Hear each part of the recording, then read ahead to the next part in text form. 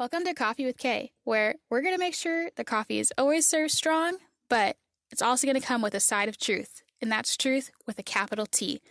The truth of God, that is. I'm here to equip and encourage you, Saint. Yep, that's right, you. And if you're not familiar with the sainthood, I want to teach you what it is, and I want to invite you to the family. So, let's get right into it. Monday, happy days. Tuesday, Wednesday, happy days. Thursday, Friday, happy days. The weekend comes, my cycle hums, ready to race to you. Monday, happy days. Tuesday, happy days. Monday, happy days. Tuesday, happy days. Good morning. Can y'all hear me okay? Is it on? There we go. Now it's on. Hi guys, thank y'all so much for coming today. It's so fun to see familiar and so many unfamiliar faces. I'm Kay Price, so I'm a local Tylerite, Texas transplant from the East Coast, from Connecticut, and I'm super excited that you guys came to this forum today. This is the first of what I pray will be many community forums like this, where we can learn together and make an impact for the sake of the gospel and spreading the good news when it comes to the topic of same-sex attraction and homosexuality. So, depending on where you heard about this event, you may or may not have a context for what this community forum is about today. I am an author, blogger, have a podcast called Coffee with Kay, where for the past 4 years I have been getting more familiar and vocal with my testimony story when it comes to the public setting. I have been saved now for going on 10 years, I think this summer. Thanks, y'all. So praise the Lord for that.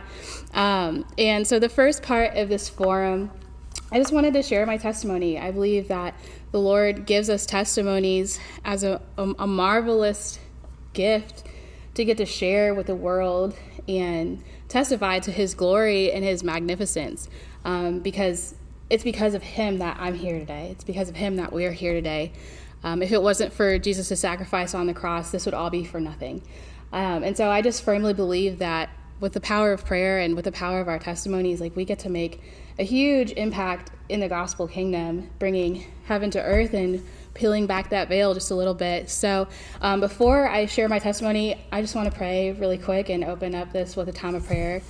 Lord, thank you so much for today. Thank you for Living Acts Church, for opening the door for us to gather here in a safe, warm place, where we have the freedom to speak and preach and teach and pray and worship you without the fear of persecution, Lord. I just pray that you would glorify yourself in these hours we have together, that you would let your love and your heart be known in this room today, and that you would just continue to give me the words to speak and glorify you. In Jesus Christ's name, amen. So picking up where I left off, the Lord saved me about 10 years ago. I was 19. I was a college student in Denton, Texas. I was raised on the East Coast, and I moved to Texas when I was in high school. So there was already kind of just some identity crises going on with that in my family life. My parents had gotten separated. It was a very traumatic separation. I didn't really have anybody to talk through with that. At a young age, I was exposed to pornography. I was exposed in a public place, and also had some bullies in middle school that exposed me to some inappropriate content like bisexuality or, sorry, excuse my voice, just overly sexual content for a middle schooler, as it happens when you're trying to learn about your body and in your school education, having public health classes, and not being taught those things by your parents first. It was just very overexposed and sexualized at a very young age. So when we moved to Texas, I was a fairly good student, but I also had kind of a double life. My parents raised me to be Catholic, and I attended church, and I attended Mass, and I attended our catechism. If you're not familiar with the Catholic faith, you usually do what's called catechism class. We would call it Bible study or Sunday school. But in catechism, you are learning about the Catholic faith. You're memorizing your prayers. You are getting ready for your first communion. When you're 8 years old, you're allowed to begin taking communion. It's just a rite of passage. It's a sacrament in the church. And so it's very common to believe in Catholicism that you are saved by your works, or you are saved by your ability to receive the sacraments. When you're 15, you go through what's called your confirmation. Thank you. I was like, all these C words were running through my mind. I was like, that's not it. Thank you. Confirmation, yes. Where you essentially go and proclaim that you believe in the church and that you are going to get married in the church, raise your children in the church, follow the church. But that doesn't necessarily mean that you're going to choose a relationship with Christ. That is not necessarily the significance of that sacrament and that rite of passage. So in my household, my parents allowed me, or my mother allowed me to have the choice. I could choose my faith when I came of age, and I was not allowed to participate in confession because she wanted me to go out and experience the world and make sure I knew what I wanted to believe. And so I led a very double life as a teenager. I made great grades. I did super well in school, but I started drinking about 14, 15, started smoking marijuana around the same age. And I just had a group of friends on one side and a group of friends on the other side. So I was really able to play it off where, honestly, I don't think my parents truly had any idea until, years and years later when I started telling them my story and telling them about what was really going on behind closed doors. So when I went to college, I had a full ride scholarship and I had worked super hard so I could go to school. And now I was left to my own devices. I could choose what I wanted. I could be who I wanted. I didn't have to listen to my parents. I didn't have to answer to anybody. And that got me into a lot of trouble. I went to college at 17, so I was really young. Again, I had experienced a lot of this hypersexualization in my middle school, in my formative years, and in high school. And so by the time I got to college, especially as a young person who had never really been shown just kind of other ways that people have grown up or lived and been exposed to other people's traumas, like you are in college, where all of a sudden you're in this massive, expansive place where everybody's been raised differently with different faiths, different religions. Their parents had different strict or non-strict guidelines, and I didn't have any accountability. And so I took my freedom and I ran with it, and that got me into a lot of trouble, which is why I am here today. So with what I had been exposed to as a younger child, it was, to nobody's fault. When I was about 10 or 12, my mother would take me to Barnes & Noble. I loved books. I loved to write. So she would take me and we'd go look at books, and I would play at the Barnes & Noble. And there was this pedophile that would follow kids around and expose himself. And it petrified me. It scarred me deeply. I didn't understand that. I had never seen that.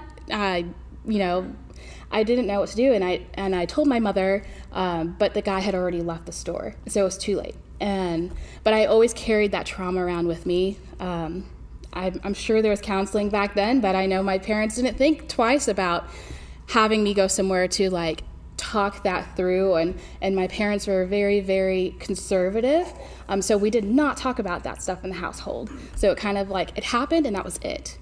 But that, I just think of that's one of the burdens that were in my backpack. And then when I was exposed to pornography, again, it was no fault of my parents. We had some family members storing belongings in our basement, and my dad and I were going through the basement one day, and we found some car magazines, and I also loved cars. So also put that burden in my backpack. I was very tomboyish growing up. I was very into sports. My dad was a mechanic. He was a race car driver, raised around cars, raised fixing cars, bikes and outdoors and dirt and playing and some Barbies too. But I was fairly tomboyish growing up. And I came across these magazines. And my dad didn't know that I had seen them, but it was very traumatizing. Again, I had never seen anything like that. It was very scary, and I didn't tell anybody. So that's now in my backpack. So now going to college, having all these really conflicting, confusing feelings because of what I'd seen, being so young, not knowing how to decompress that, not knowing how to unpack those feelings that arose when I was exposed to those things, made college life very, very confusing. And then I didn't date in high school, so I didn't really know what that was like going into college, and then having an influx of male attention now and no adults to have any sort of accountability or authority over that. It landed me in a lot of trouble and heartbreak and more rejection. So by the time I was 18, I was just really fed up. And the devil had been telling me for years and years and years, well, none of this is working because you're probably gay. And it just hit a tip on this iceberg. And in my book, I have a book, it's called Sown, Rooted in Redemption. It's my testimony in poetry form. And I speak of this in my book, where I finally reached this point of constant rejection and confusion, where I decided, you know what, maybe I need to go a different route. Maybe I really am gay. Maybe I was so disgusted by the things I saw in the magazine because I'm not actually attracted to men, which is, like, in the third part of our forum, something we'll talk about, just biblical resources and ideas and ways to get to encourage or minister to people in this community. That is a lie from Satan. And I feel like he uses it constantly in this community to just continue confusing people, especially young people. The reason I was so disgusted by men was because I had been assaulted. That leads to those feelings. Being abused leads to those feelings, not just because it was a man. And I know that now, but I didn't know that. I was a child. So having that freedom to be able to say that and express that has also now, at this point in my life, led, you may have noticed this on my platform if you've gotten to visit my Facebook page or my blog. We're very conservative about what our kids experience, whether it is television, friend groups, family groups, television shows, books, friends with access to technology, and maybe the parents are not supervising it, because it takes one time, one exposure, and you have a long pathway of cleaning up to do. And so we just now in our household are very proactive to do everything we can on the front lines to be protectors. And again, not to blame my parents, they didn't know. And they were not trying to do that. They were not trying to allow those things to happen. But I think that's just another really important part of the opportunity we have to educate ourselves, is knowing that there are a lot more voices and opportunities for that overexposure now, even than there were 20 years ago. When that happened to me when I was young, we didn't even have internet. My mother had one of those little email things that plugged into the landline, and she would email her friends in the morning. That was the extent of it. Now you have cell phones and tablets and television and Alexa, and it goes on and on and on. And so setting up those safeguards looks completely different now than it did 10 to 15 years ago. So just saying that, have grace on yourself. There's only so much you can do. But also just knowing that there are opportunities to learn, and on the back end, knowing how the Lord does work marvelously even after those things. But that is something that I feel like comes up a lot in this community: abuse, overexposure, hypersexualization at formidable young ages. So just keep that in the back of your mind when you have the opportunity to minister and evangelize with people who are in this community group. Just knowing that they very well and statistically most likely are coming from a place of deep hurt. And so that makes a huge difference, I think, when you get to learn and minister to people in this group. So yes, in college I had met another a young lesbian on campus. I actually started meeting lesbians in high school and had befriended them. To me, again, I was so naive. I just wanted to be friends with these girls, and they were kooky and thrifters and bright and funny, and I didn't know anything about that. I just thought they were nice friends and very accepting and just did what they wanted, and that was super cool. But essentially, I kind of groomed myself by having those friends in high school, so that when I went to college, I just felt I knew where to go when I was ready to give up on the path my parents had set for me.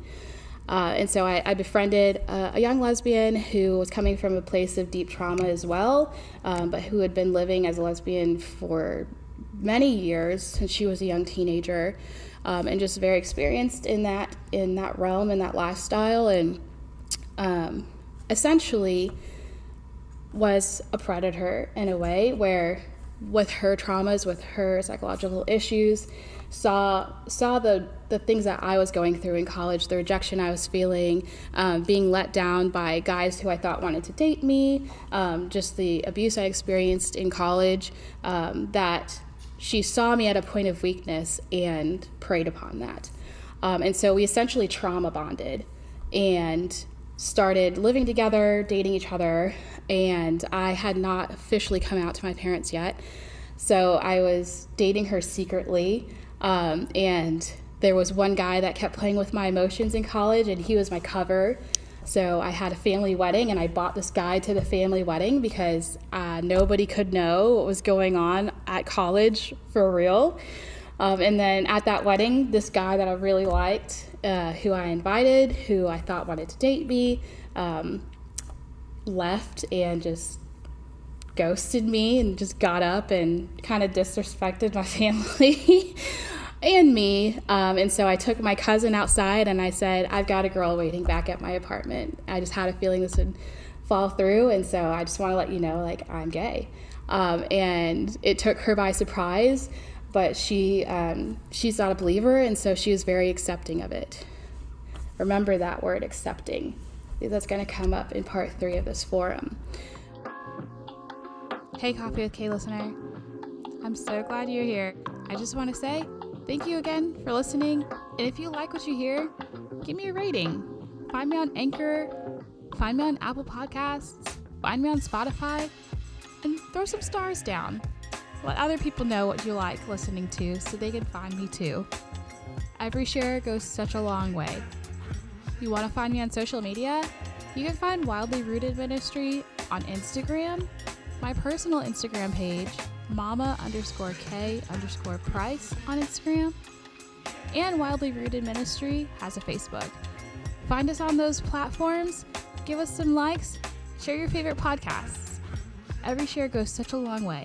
So thanks for supporting Coffee with K.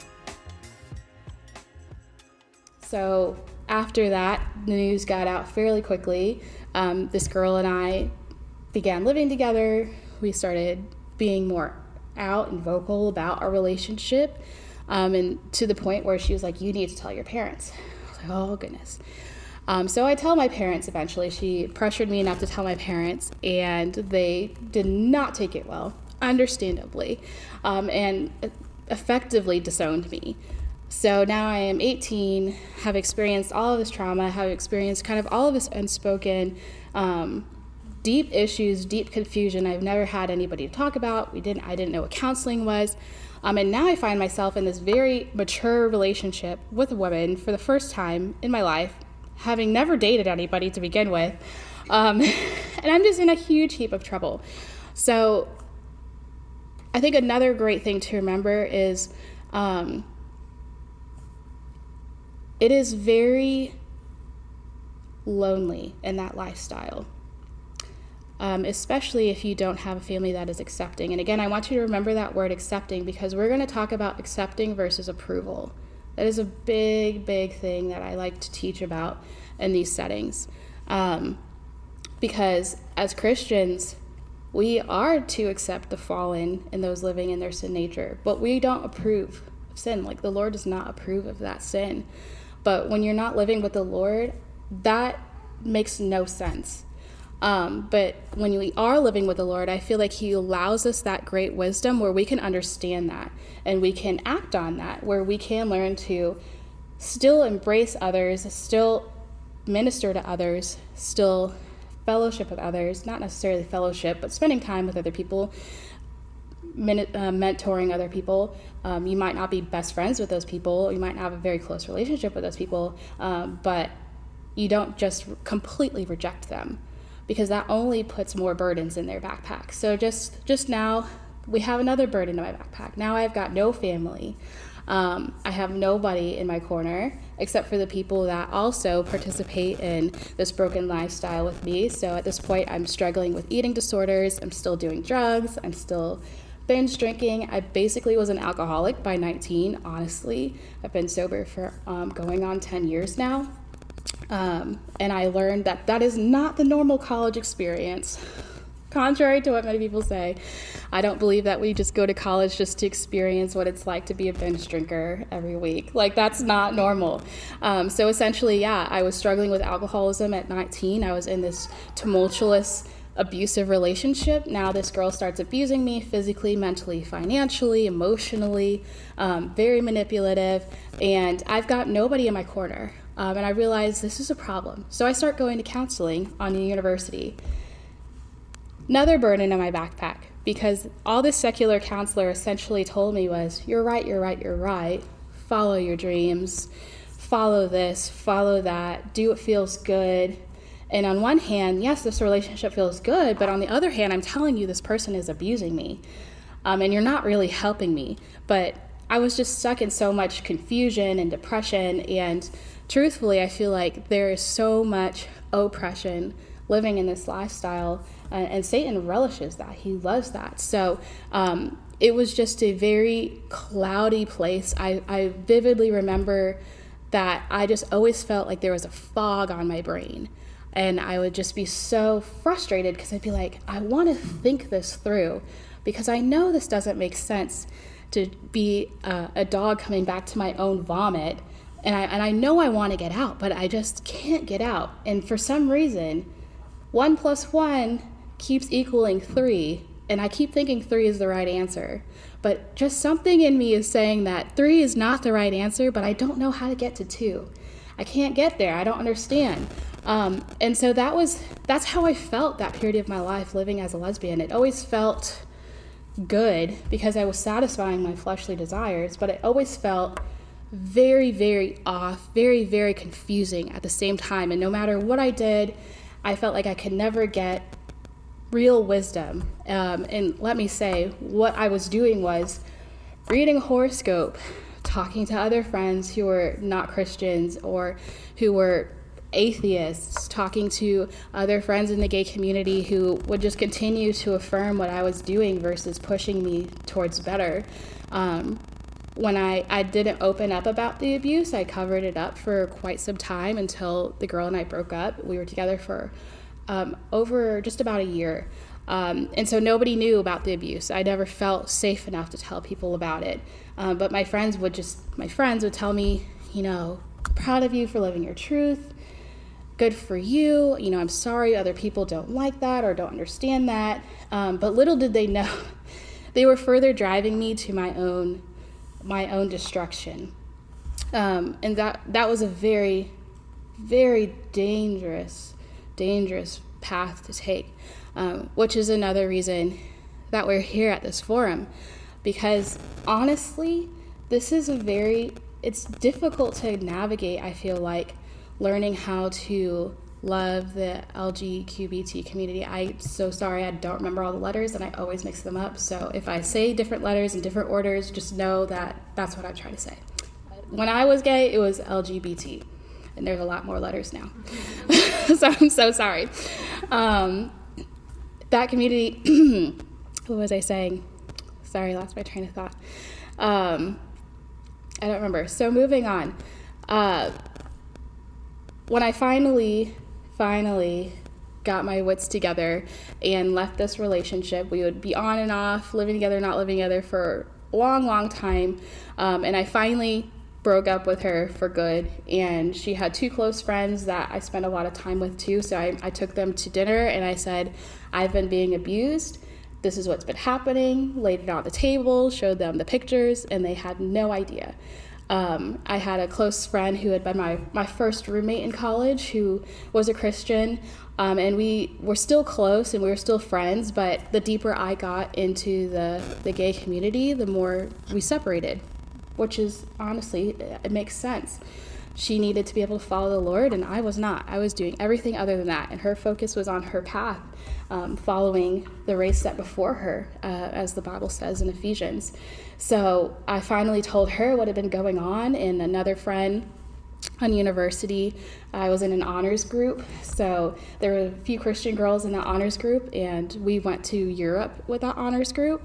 So on the bus in Barcelona, I finally opened up to another one of these Christian girls and told her what had been happening, and telling her, like, I really want to leave this relationship, but I don't know how, and I know you believe in this Jesus guy, so, like, what would he say? And she would be like, oh, funny you should ask. We've got 8 hours till we get to Spain. Let's talk. And I have a poem about that in my book, too. But knowing where to turn in those moments was such a huge blessing. Because when I'd finally had enough, when I'd finally come to the end of myself, there had been a few people in my life in that college experience that made themselves, their wisdom through the Lord, open to me. And so there was that first roommate. She would take me to church with her sometimes. I'd ask to go to church because in my head, this whole time, I was still like, I'm a Christian. I was baptized. I had my first communion. I went to Mass. Like, I'm good. I'm saved. It's cool. God knows, and he said it's fine. And I didn't know that I was not saved. I honestly did not know. And so these people in my life were very genuine and frank when I would come and tell them, well, we're saved, we're good.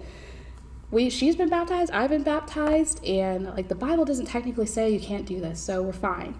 And they would gently be like, no, okay, is there any other thing you want to know? You know, these people, there are specifically 3 women. I'm trying to think of some good code names for them. So one of them, her name in my book is Angelique. She was a woman I met at church.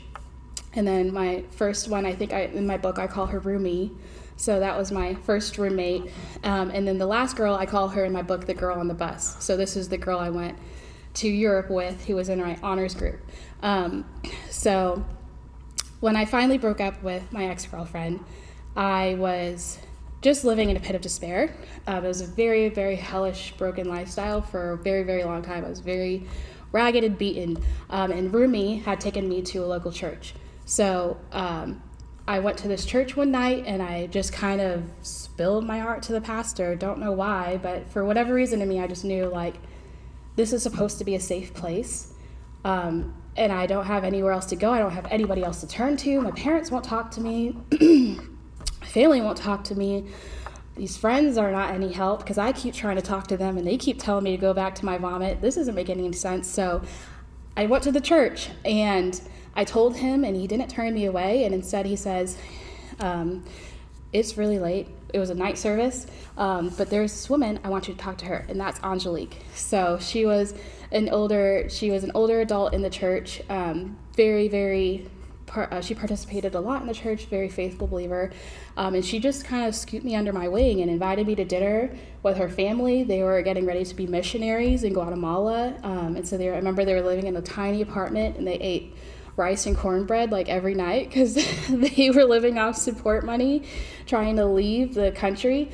And she would invite me to coffee and let me ask her biblical questions. And I would take my girlfriend with me sometimes before we had broken up, and she would really challenge us. But it was in a loving way where we never felt like, oh, you just hate us. You just hate our guts. Because she always reminded us, like, God so loved the world, he gave his only son. Like, his love is available for you, and his love is what feeds me. And so I never felt condemned and disliked by her. I mean, she would let me around her kids, her 3-year-olds and her 10-year-old and her little kids and her husband. And I know that probably looked so weird. And it wouldn't make any sense when I think about it, truthfully, because why would we allow somebody like that around our family? Sometimes I think we kind of get to that point where like that's a danger. And I've learned through my walk that that's not true. You know, if they're not a dangerous predator, I'm not saying let a predator in your house, but like these are people. These are people with souls and hurting souls and that need compassion and love too. And what better place to receive that than in the home of a Christian family? I mean, could you imagine a greater place to get that love? So that was Angelique for me. And then there was the girl on the bus who would tell me, oh, well, you can come to the student ministry. You should come to the student ministry. Come do Bible. Why would I come to Bible study? I'm not going to Bible study. You know how crazy I'm going to bring my girlfriend to Bible study? But I would go to Bible study. And I don't know why. Again, it was always this time of just such deep confusion and cloudiness. But I always just felt like I should just go. Like, these girls don't hate me, you know? For whatever reason, they keep inviting me to Bible study, but they're so joyful and they're so happy. And I always say, I want that. I want to be that happy because I was depressed and self-harming and binge drinking and clouding my mind with drugs all the time just to cope. It was such a dark place. I had known that I had veered far off the path and I did not know how to go back. But all I knew was these girls have something I don't, and I want that. I don't know how to get there, but I want to get there. So I kept showing up. And at this point, I am finishing up my sophomore year in college. I was 19 and a half, and I kept going to church, kept going to Bible study. I had broken up with my girlfriend. I had tried to date a couple other girls, didn't work out. And I just was finally like, I'm just going to give girls a break. For whatever reason, they keep getting me in trouble. I'm just going to stop. I tried to date a guy. He was, interestingly enough, a Jehovah's Witness. Also did not work out. And I was like, you know what? I'm just going to not. I'm just going to make these friends. So this is where my testimony gets so fun. This ex and I had gotten an apartment together. We broke up. I was left with the apartment. I'm a broke college student. So again, 1 + 1 = 3. I was not very wise about this. I had gotten my own car, my first car. I got a second job. I'm doing great. But then the car I bought was a scammer, so they stole it back 2.5 weeks later. The job that I had was 30 minutes away, and now I couldn't get to work, and my friends were so generous to give me rides, my believing friends. They would give me rides to work, and I had another friend that was a coworker with me, and we would carpool if we had the same shift, but eventually I had to stop working. And now I can't get to work, and I can't afford my apartment. I am just a hot mess express because I was, at this point, again, these burdens in my backpack, and I have nobody. Even though I'm not in the community anymore, not participating, not dating girls, my parents still weren't talking to me. All my gay friends now weren't talking to me. So it was just me in this apartment, and I had this roommate. She was crazy. She was literally crazy. She was a heroin addict and selling her body and selling her Ritalin. She was wild. Yeah, it was great. So just a recipe for disaster. So I was like, I gotta get out of here. And I called my mom and I said, I need help. Can you please come get me? And my mom came and picked me up with her best friend in his truck. And they moved me out of that apartment and she took me home. I hadn't talked to my mother in over a year. I didn't even know she was gonna answer the phone, let alone come move me home to her house, where I had come out and had my girlfriend there, and we were best friends, and she kicked me out, and it was a whole tear fest. This woman whose heart I had broken and just disrespected her home, and who had no reason to trust me, believe me, let me back over her threshold. She came back and she got me. So I went home that summer, and I had lost everything. I lost my car, I lost my job, I had no money, so I had to go home and sober up. And I rode my little brother's bike to school. I had been a lifeguard back in the day, so my old high school job let me come back and lifeguard. And I had to ride his bike to work or take the bus. That was fun. It was very humiliating. All my friends either went home or stopped talking to me. So I was left with myself and my thoughts and this summer reading challenge from the campus ministry. So I had nothing to do, nothing better to do. And I said, you know what, I'm just going to read this stuff, try and read it. I would read the Bible, but nothing made sense. I was great at reading. I loved to read, but it was just words on a page. Didn't penetrate, didn't make any sense. And then one day I got to this point in the challenge, and it was Mark chapter 4. So I'm sitting on the couch in my bathing suit, bored as can get out, completely alone, and I'm reading the parable of the sower. So again, he began to teach beside the sea, and a very large crowd gathered about him, so that he got into a boat and sat in on the sea. And the whole crowd was beside the sea on the land. And he was teaching them many things in parables, and in his teaching he said to them, "Listen, behold, a sower went out to sow. And as he sowed, some seed fell along the path, and the birds came and devoured it. Other seed fell on rocky ground, where it did not have much soil, and immediately it sprang up, since it had no depth of soil. And when the sun rose, it was scorched, and since it had no root, it withered away. Other seed fell among thorns, and the thorns grew and choked it, and it yielded no grain. And other seeds fell into good soil and produced grain, growing up and increasing and yielding 30-fold and 60-fold and 100-fold. And he said, he who has ears to hear, let him hear." And I read that, and I was like, okay, you know what? I'm so tired of this. I just want this to make sense. So I prayed. I said, if you're real, make this make sense. And it was just the one moment I've had in my life where just heaven's open, and I just felt the Holy Spirit descend on me. And he said, you have no seed. You're not even the seed in the soil that can't create any depth. You're just on the sidewalk. Do you get it now? You're not saved. Your soul is not saved.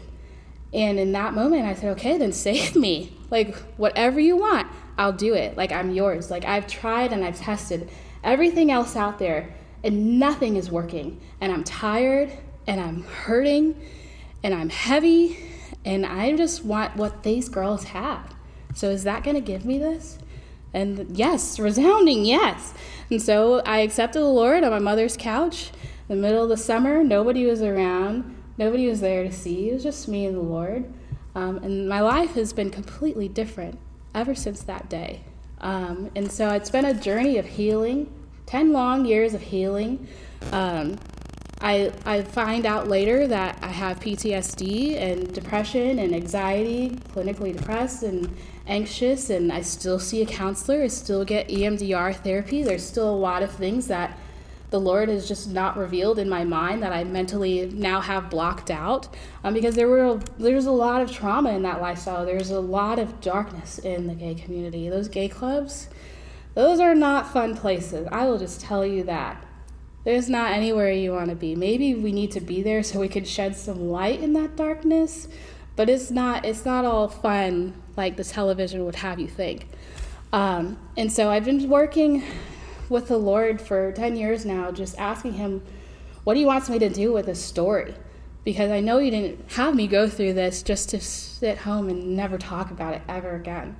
And so, as I said at the beginning, I'm praying that this is the first of many opportunities that I get to just witness the Lord's mercy and goodness and shed truth and light and hope and inspiration and encouragement, whether you're somebody that is struggling with homosexual feelings, thoughts, and relationships and wants to get out and doesn't know how. If you have somebody in your family that is in this community and you don't know how to relate to them, or maybe you've disowned them or they've disowned you, because it goes both ways, 100%. Or if neither of those apply to you, but you just want to know how to understand the gospel in this context, and be a light and be a resource to others, whatever area you fall into, just know like this place is for you, and this is, as always we say, this it's a safe place. But truthfully, it's a safe place because where 2 or 3 are together, like there is the Holy Spirit, and the Lord is a safe place. Like we are safe in his arms. So we're gonna break for just a couple minutes. If you want to get any drinks, use the restroom. We're gonna do a live Q&A next, and so I'm gonna invite my husband up and we're just gonna kind of pick up where we left off and answer some questions, especially, like I said, I am now married. I have 3 children, so that is a very fun story too. And I also wanted y'all to have the opportunity to just ask us questions as one. So we'll come back at 10:50 if that sounds good to y'all. There's nothing can hold me when I hold you. Goodbye gray sky, hello blue. There's nothing can hold me. There's nothing can hold me. Goodbye gray sky, hello blue. There's nothing can hold me when I hold you. Goodbye gray sky, hello blue.